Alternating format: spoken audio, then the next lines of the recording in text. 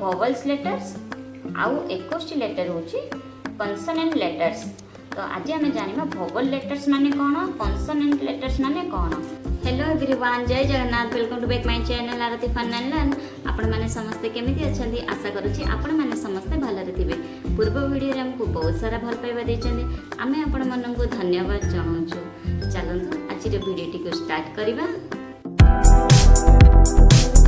आज वीडियो रे आमे देखिबा इंग्लिश अल्फाबेट रे 26 लेटर्स रहिछि। ता मध्यरु 5टी लेटर होछि vowels लेटर्स आउ 21 लेटर होछि consonant लेटर्स। तो आज आमे जानिबा vowel लेटर्स माने कोन, consonant लेटर्स माने कोन। vowels लेटर माने होछि स्वरवर्ण, consonant लेटर माने होछि व्यंजनवर्ण।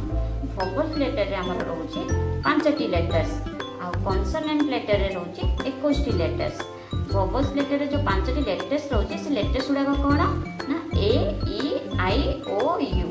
आ consonant लेटर्स रे हमर 21 जो लेटर रहउछि सेगुड़ा कौन B C D F G H J K L M N P Q R S T V W X Y Z. आपण माने बुझीगले। तो आज वीडियो आपण मानक पई हेल्पफुल होइथिबा आशा करछि।